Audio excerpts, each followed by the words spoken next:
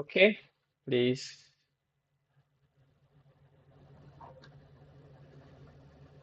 Good evening, everybody. Good evening. I believe we're live. Please confirm that you can hear me. Please confirm that you can hear me. We're going in immediately. Um, I'm very happy to be here this evening. Last week we started looking at the different formations, the different stages of wealth and financial dominion, from having a job to owning a job to owning systems. So those different phases. So I thought about it and I said, okay, we understand the different stages, but one thing I feel that is very important is for us to know how to move from one stage to the next. So it can be very practical. So if I have a job and I want to move from having a job to owning a job, what do I need to focus on? So today we're going to look at the four-stage leap, a practical blueprint to financial dominion. So what do I need to do from having a job to owning a job, from owning a job to owning systems, and then to the legacy part where you start sowing and investing. So that's what we're going to look, the exact steps to building systems, multiply money, and to own your time. Because the truth is, many of us may know what to do but not know how to do it. And that's why I always try to be very practical in anything I teach. So even if we say this is the way to go, this is where you will find what you're looking for. The next question is how do I get to that place? Um, it's not just in knowing what to do, it's in knowing how to do it. So I trust God that today it will be very clear. You'll be able to take note and know. I think first things first is to be able to look and say, this is the level I'm on now. Once I understand this is where I am, then the next thing is, what do I need to do to move from where I am to this next stage? So that's what we're going to look at today. So Proverbs 22:29 says, do you see a man who excels in his work? He will stand before kings, he will not stand before unknown men. So any man who excels in his work will automatically increase his network, will increase the level of people he interacts with, the level of people that seek him out. Do you see a man who excels in his work? He will stand before kings, he will not stand before commoners. So excellence is extremely important. In fact, when you have a job, the best way to look at it is your job is your training field. It's your opportunity to learn without risking too much. It's your opportunity to grow. It's a platform for you to get your hands dirty. It's a platform for you to grow and continue to get better, to develop yourself. So if you see Matthew 25, 14 to 30, the parable of the talents. So the master was expecting multiplication, and there were consequences for inaction. The man, he said, you're wicked, is because he didn't take action. He went to hide what he was given. So it's as good as saying he went to keep it in the savings account, and he was called wicked. So if I just go to work every day and I'm just, the safety in quote of a job, and I'm not taking the next step, I just focus on having a job. No, that's not where we're supposed to be. Okay, so let's move on. So the idea now is to give us clear path. I am here. I am on level one. I don't want to stay in level 1. My plan is to get to level 5. So, but I can't move, or let me rephrase. I may not be able to move from level 1 to level 5. And I rephrase because who knows, somebody can actually jump 2 levels. But if I'm taking it step by step, what are the things I need to have? What are the things I need to focus on to get to the next level? Very, very important. Very, very important. So we're going to look at that today. So are you ready? Are you ready? So the first stage is, remember, having a job, owning a job. Having a job, owning a job, they are not the same. Owning a job is where, as we talked about last week, owning a job is where you are no longer, you're working for yourself, but you are the only one in the company. So you're like a freelancer. You are the one that has to do everything. So you're not actually doing less, you're actually doing more. Your time is even more spent on trying to produce because you're the only one. So the goal here is to move to the fourth stage, which is sow money seeds, SMS, sow money seeds. That's where money starts working for you. So if I'm starting from having a job, what do I need to do step by step to get to sow money seeds? That's the goal. So let's go right into it. So number one.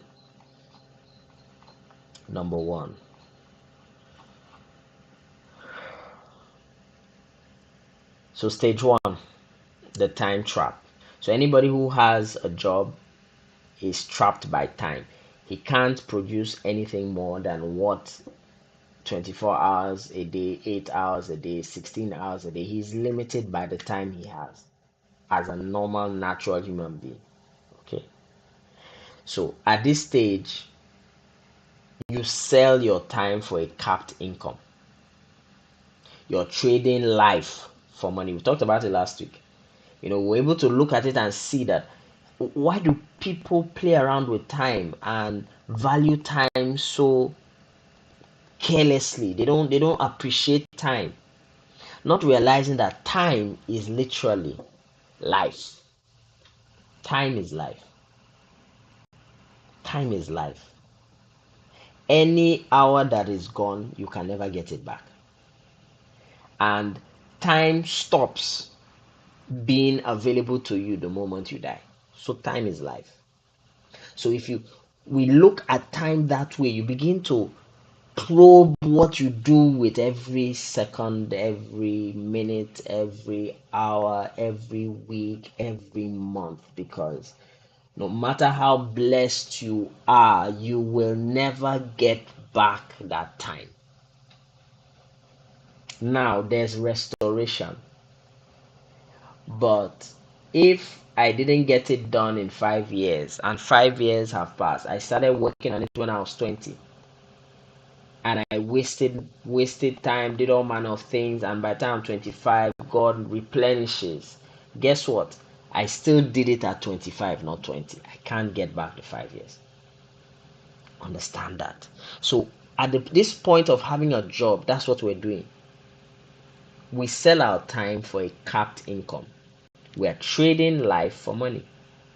So your boss, your employer, literally owns your time. You can't just wake up one day and say, no sir, I won't do it. They can't give you an instruction and say, no, I don't have time for this, or I'll see if I can squeeze out a little time to do it. No, they own your time. They own your time, and by extension your financial destiny, because as far as they control your time, and your time, the time you give them is directly tied to the amount of money you earn, they control your financial destiny. So, but please, this is not a sin. It's not that you're doing anything wrong, but you just have to see it in the right, or with the right eyes, see it with the right perspective, or from the right perspective. Okay, so that should not be your destination. You're there, but that's not your destination.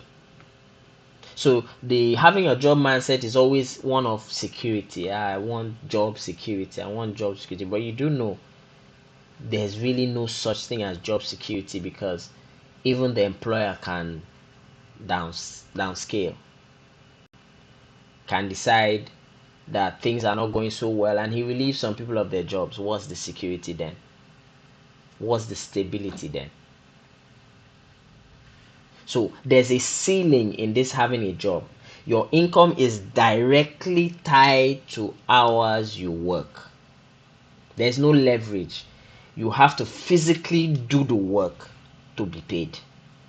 Your income is directly tied to the hours you work. And in the Western world is even more pronounced because you're even paid per hour. So it's clear that I put in this, I get paid for this per hour. You're even limited to how many hours you can work in a week. So your income is capped. So what are the practical steps to leave this stage? Practical steps to leap to owning a job. Number one, excel in your lane. So we saw it. Proverbs 29, 22, 29.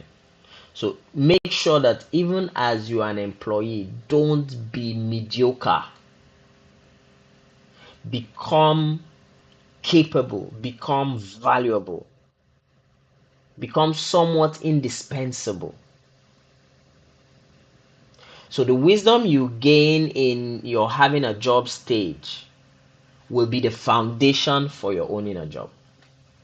I repeat, the wisdom you gain in your having a job phase will be what you will use. That's the foundation for owning a job.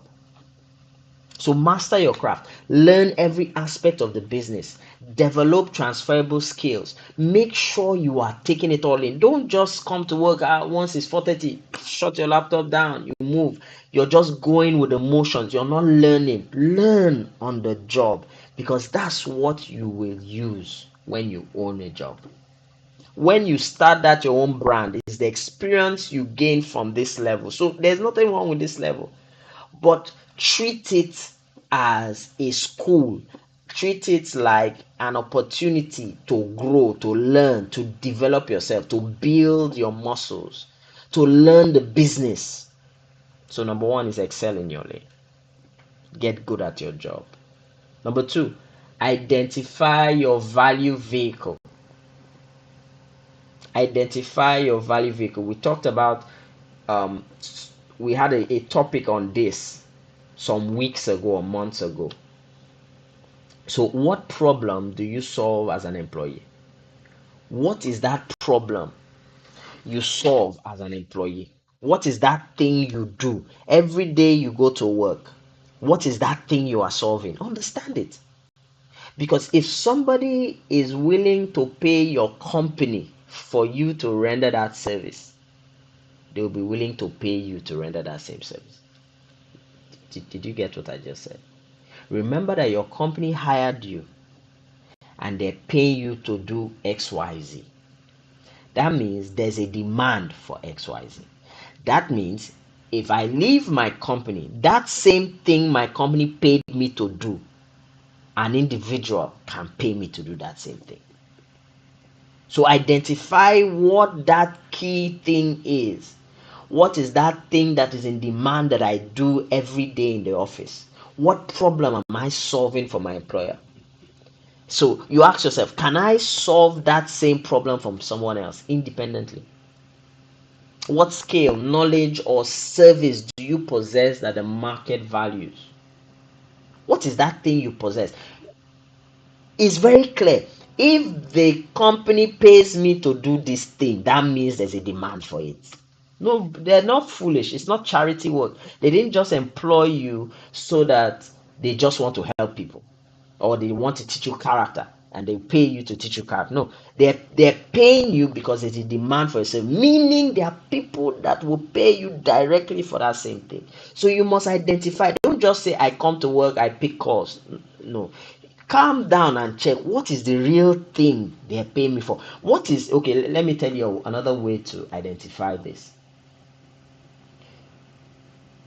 If they've ever complained that you're not delivering, some of us, you've worked, and let's say you do 20 things and you've been doing 10 things well, but you notice they keep hammering on this five you're not doing well. They keep hammering on this five. They keep hammering on this five. You got a memo because of this five. You're not delivering well on this five. That could be a point that those five things are the key things that are in demand.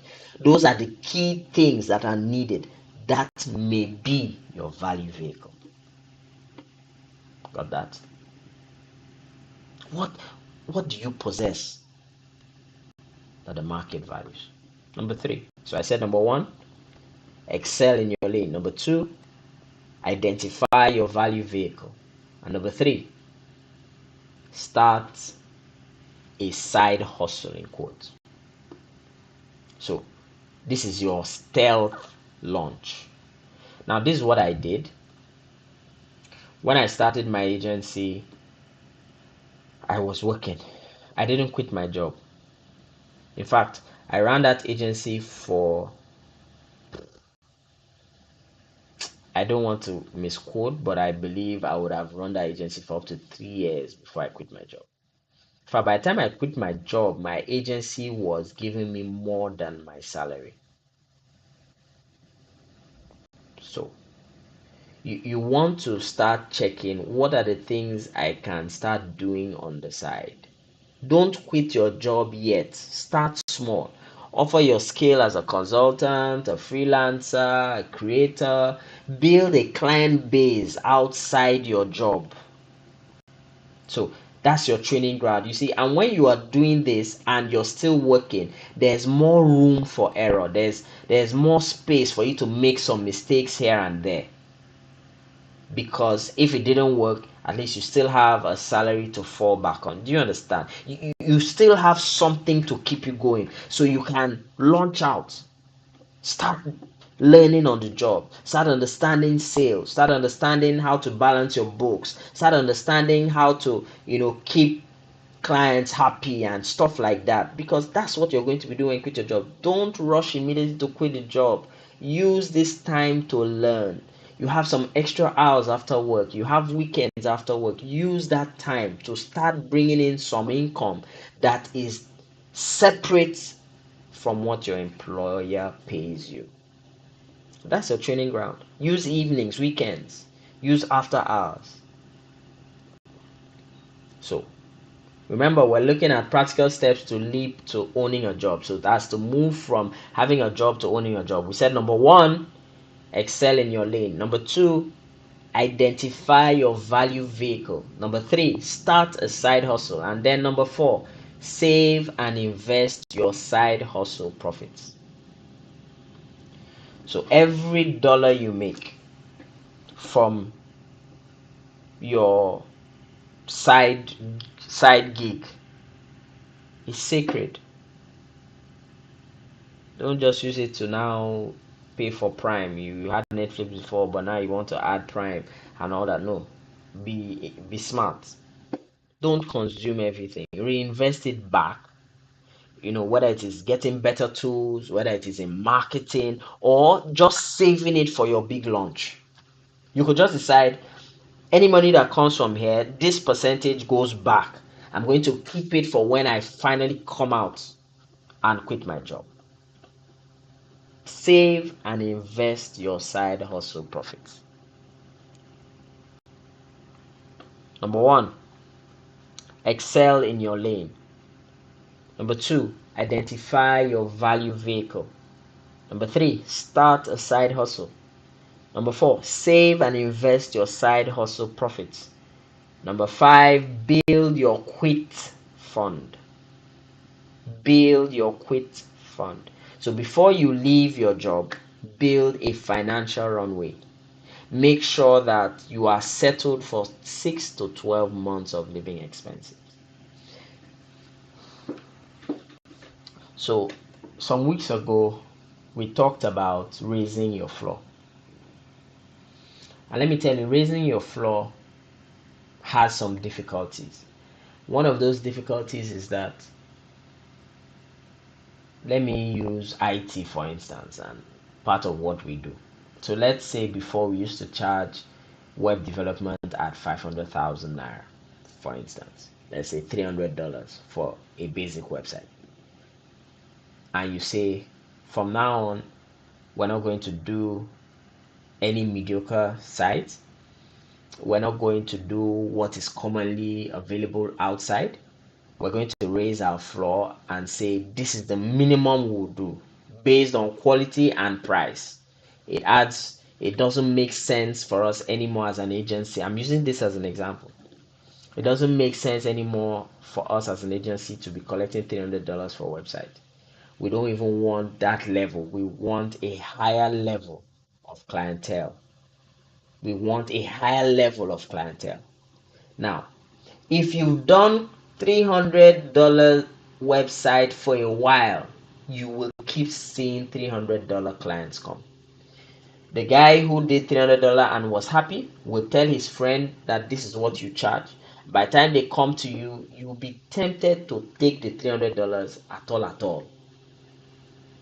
So it's not so easy. It takes a resolution that this is my new floor, and you must do that consistently for a while before you now balance and now notice that only people, or mostly people, 70 to 80% of people that come are now on that your level.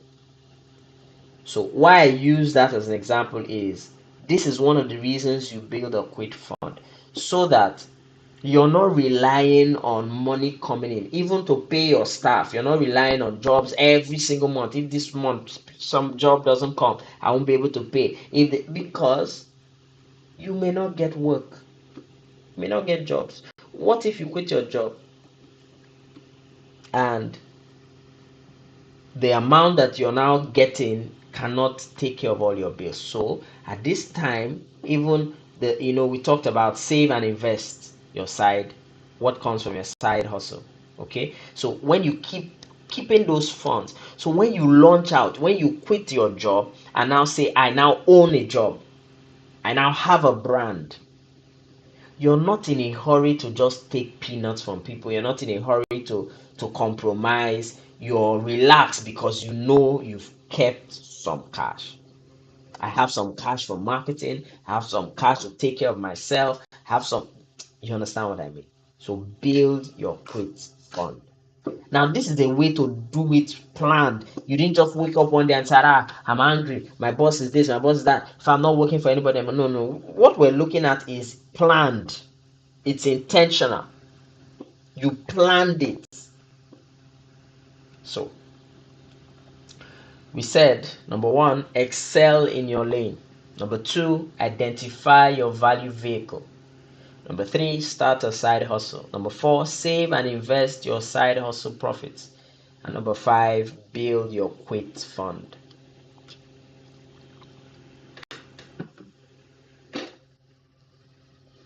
So the mindset shift is, you move from an employee to a problem solver.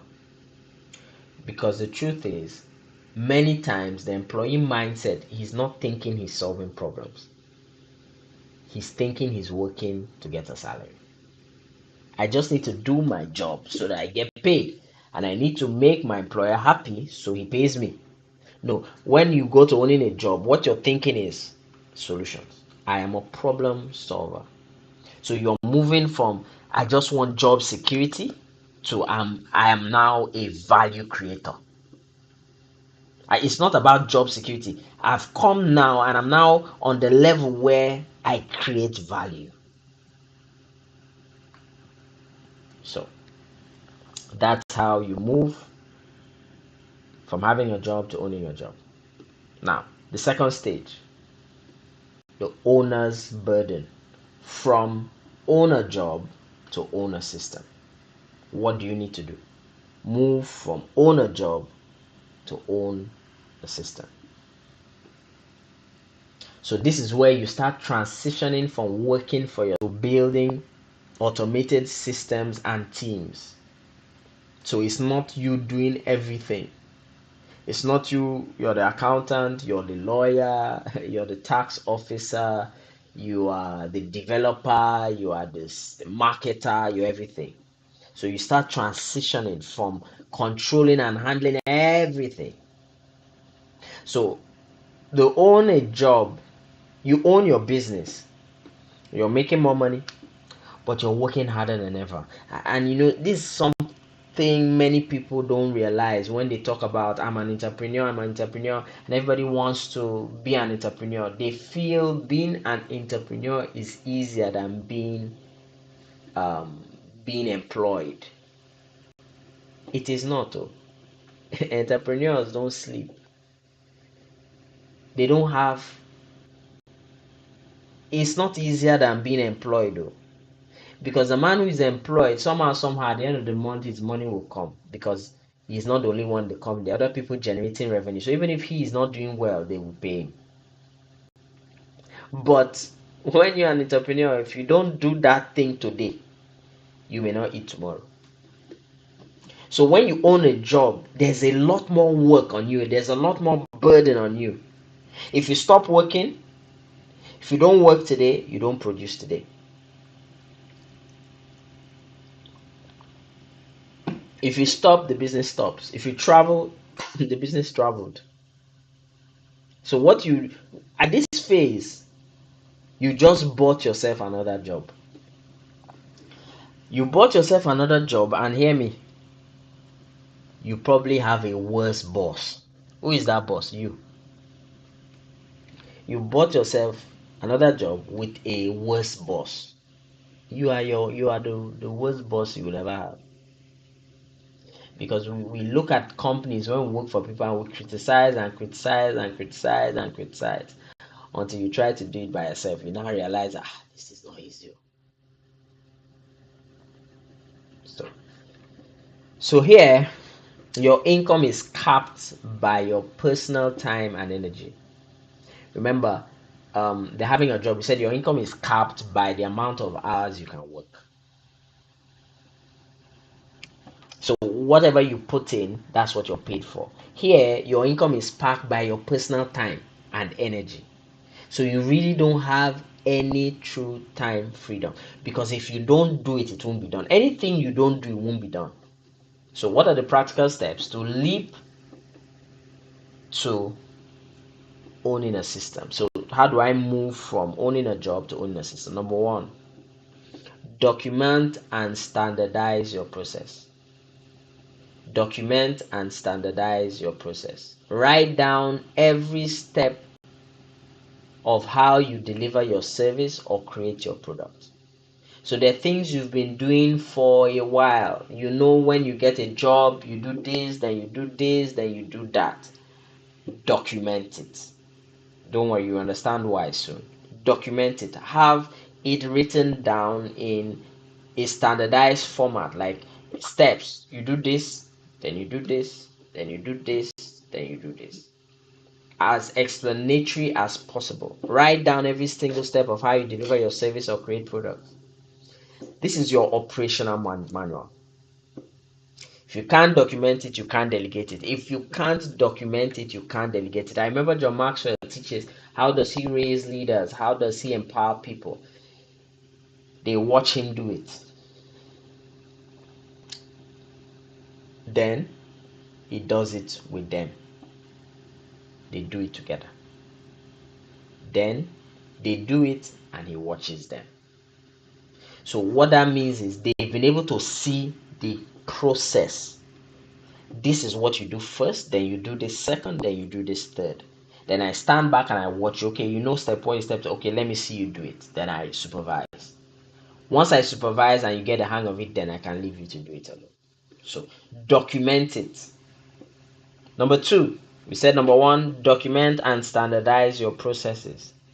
Number two, identify bottlenecks and repetitive tasks. So things that you notice you have to keep doing.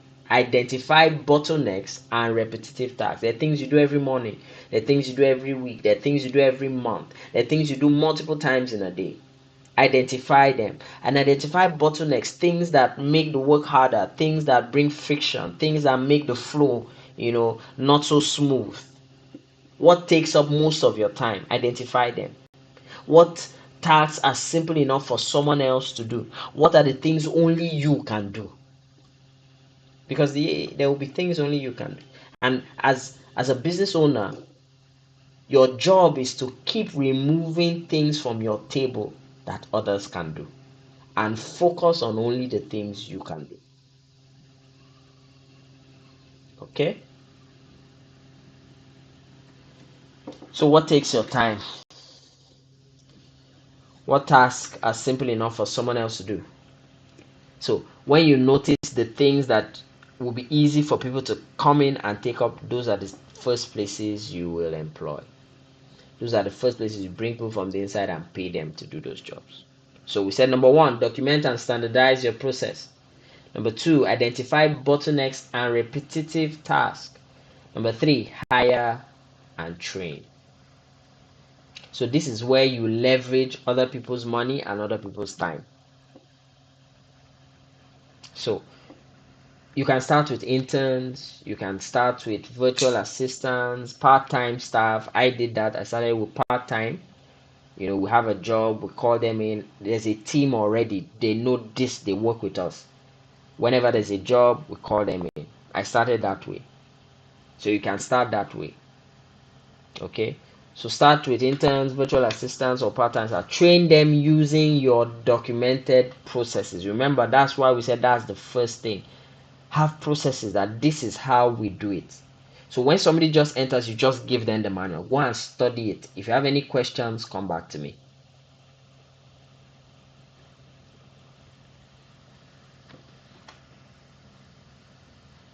So this is how you are now able to buy back your time, because you're not the only one working. And you will just notice that that business becomes so much more effective. So much more effective. Pay them as well as you can. Treat them well. Because an unhappy staff will bring a lot of damage to your brand.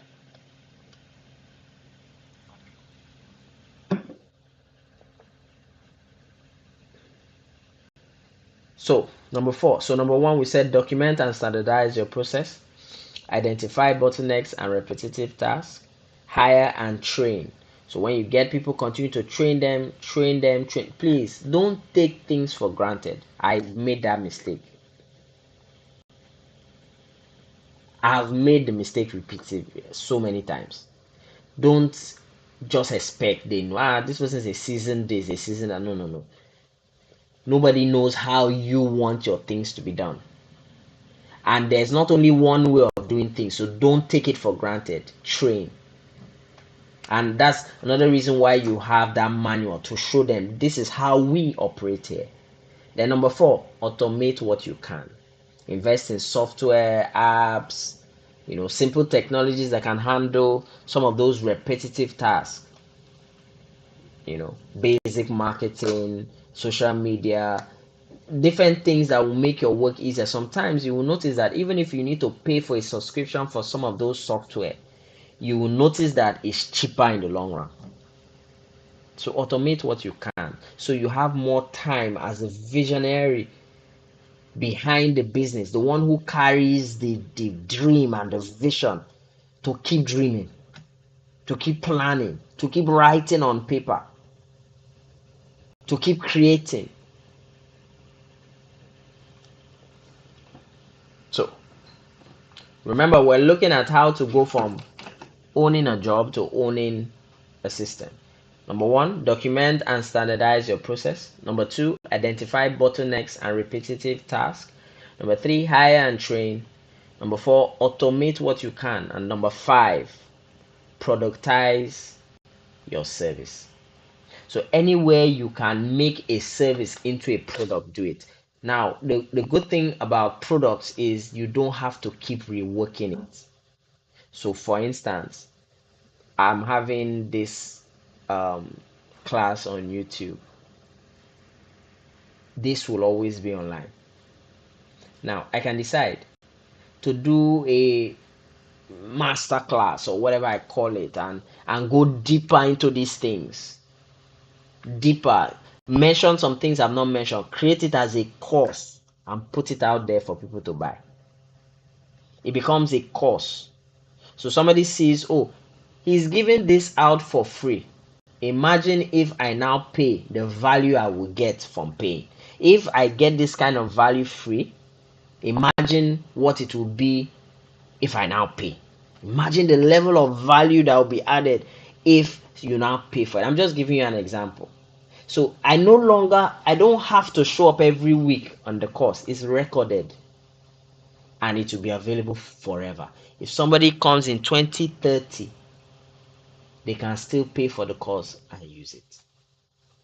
So look at places where you can make your service into a product, an ebook, a template, a software, an application. You don't have to rebuild it every time. You build it once and you just keep making tweaks from time to time. And of course, you even have people that are making those tweaks for you. So this is a system that can sell repeatedly without your direct labor. That's a product. It can sell repeatedly without your direct labor. So the mindset shift from owning a job to move to owning a system. You go from an individual producer to a system builder and leader. You go from an individual producer to a system builder and leader. From doing to delegating and designing. You see the difference? In fact, when you move to owning a system, you will just notice a drastic shift. I'm telling you, you will just notice a drastic shift. That's when you will know that you were not even doing anything before. No, that's not fair. You were doing something, but you will just notice that you will tell yourself, now this is how it happened with me. Okay, so um I'm not saying this is a general thing, but for me, I just said, why didn't I do this since? Why didn't I do this since? Because now you have a team, your vision is bigger. You start seeing possibilities you didn't see before, because everything is not on your shoulder. Before, you can't think, by the time I finish this client's own, when would I now start building my own? When will I think of my own products? When will I think of my own service? When will I the client work is becoming too much, I can't even think clearly. But when you build this system and you have a team, you start realizing there's so much you can do. There's so much you can do. So you move from an individual producer to a system builder and leader. From doing to delegating and design. Let me tell you,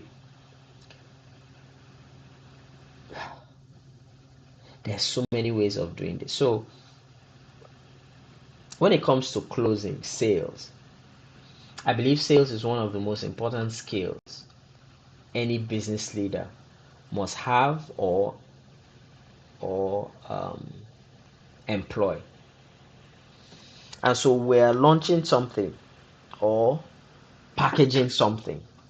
And so I said, I would like to have professional salespeople do this closing for me. So I'm not even thinking of, okay, should I employ um because for another company that I'm working with, we're employed and it hasn't gone so well. I think they started working a couple of months and you just notice that they are not on that level. So I started thinking, how do I get the best heads in sales? And if I get the best heads, what would they demand as pay? So I started checking, is there a way where I can bring in a team to sell without necessarily employing them as my full-time staff? And guess what? I discovered that it already exists. It already exists.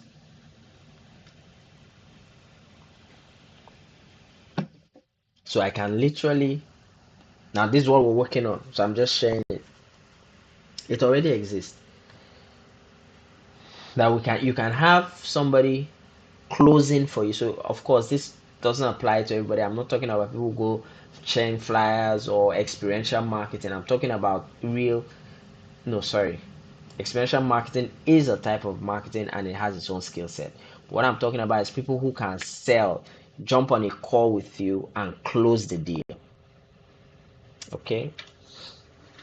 So I realized it exists and I can broker a deal and say, okay, for every sale you close, you get this.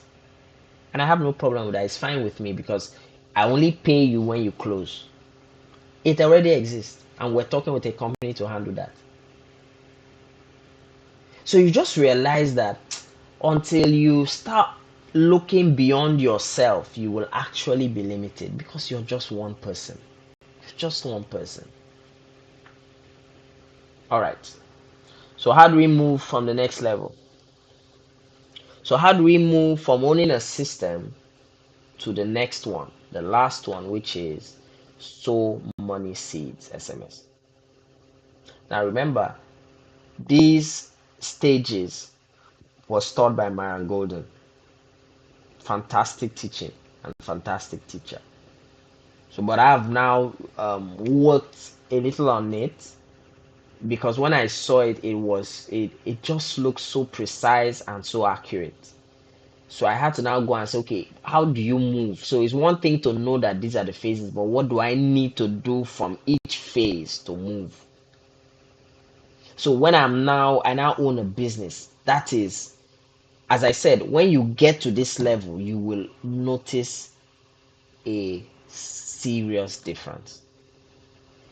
Now, how do I now make sure that it's not short-lived? How do I now move to a leverage platform from OS to SMS, owning a system to sowing money seeds?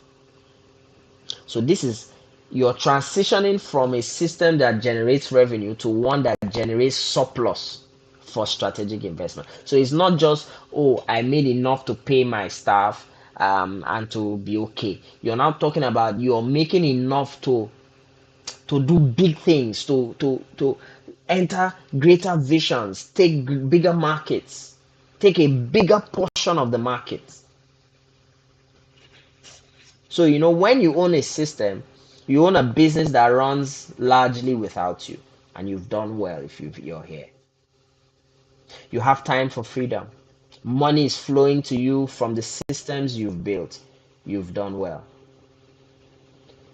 But this is not where to stop, and this is where many times we stop. It's not the finish line. It's not the finish line.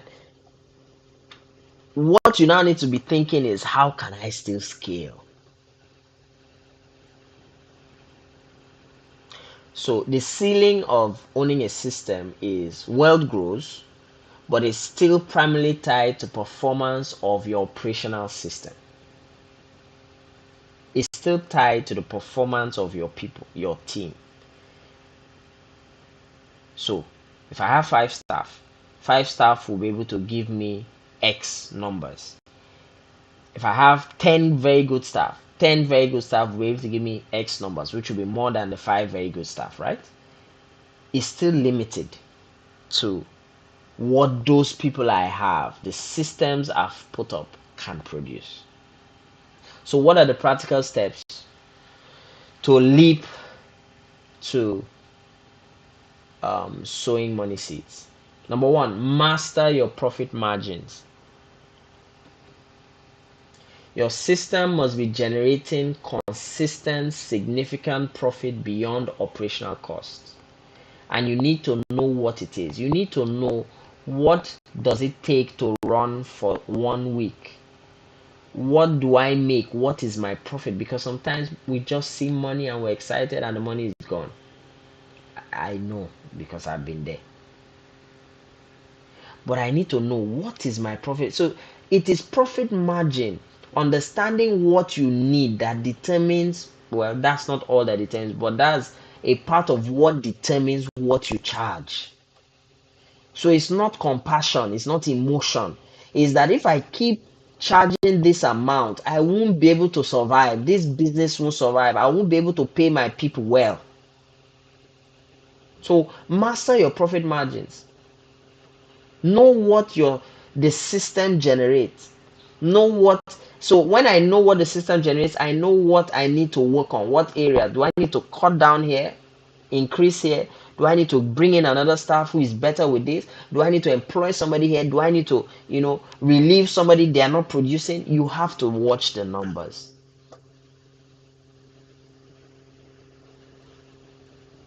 You need surplus for this level. You can't finish everything that comes in a month. Number one, master your profit margins. Number two, establish a multiplier fund. So from every profit, immediately allocate a fixed percentage, maybe 10% to 30%, that is never for consumption. This is for scaling. This is for investing. This is for production of more. I'm not talking about keep for ads and stuff. No, that's separate. Of course, your business, you must know this goes for ads, this goes for marketing, this goes for staff, the whatever. I'm talking about keeping a portion to say this is for scaling. We want to be able to buy a property.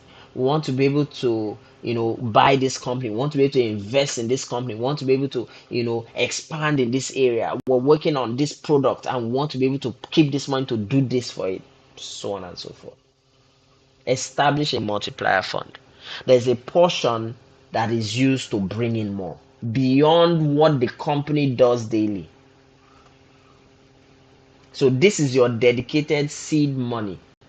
It's your seed that you always have available to put in the ground. It's your seed money for investment. Remember we talked about your mommy money last week, your mother money. The main cash that enters should not all be consumed. You should use from the baby money. When the mommy produces, use from what it produces. Don't take everything and spend. I heard something profound, I think yesterday. I was listening to a training and he said that sometimes we have a mindset that if if I'm succeeding and somebody else comes to succeed, it will affect my own success. If I'm in this line of business, I should work against somebody else in that line of business because it will affect me shining. So consumption will reduce what is in the universe that other people can enjoy. So don't allow people to consume. Don't allow people to rise because it will affect you. And he explained it so profoundly. And he said, if there is no consumption, there will cease to be supply. There will cease to be abundance. You actually need people to consume for you to continue to have. And I'll give you a typical example. If you have an orange tree and you decide you are not going to pick any of the oranges, you're not going to lick any of the oranges, you are just going to leave them on the tree. Guess what? You will only have one orange tree. But if I pluck an orange and I lick the orange, I have seeds from the orange I licked to put back in the ground. Creation was made for movement. Money was made to exchange hands. Products were made to be sold. Ideas were made to be passed on. Nobody is to monopolize things and say, I'm keeping it for only me. Once you do that, you start coming down. There's enough space for all of us. The more people go to that orange tree and pluck and lick, that's when there will be more orange trees, because you can now take the seed and put it back in the ground. So you must have an amount kept that should go back into the ground. I've built this company to this level. This product is doing well, but there has to be another product. There has to be something else that must go out from me. So I will keep an amount from it to invest to keep growing. So I said, number one, master your profit margin. Number two, establish a multiplier fund. And number three, research investment opportunities. We're not talking about gambling. Study, seek counsel, look for assets that appreciate and or generate passive income. So these are your new systems that don't require your direct management. So it can be an investment. You have no part to play in it. You just sit down and your money is reproducing. There are stocks that even pay you dividends. There are commercial papers, different things you can put in. You don't have any direct. As you sleep, the money is working for you. So this stage is the stage where money works for you. You don't have to be directly involved in anything, yet your money is increasing. So research investment opportunities. So practical steps to leap to the soul money seeds SMS. We said number one, master your profit margin. Number two, establish a multiplier fund. Number three, research investment opportunities. And number four, diversify your investments. I need to read this scripture. Ecclesiastes 2:11.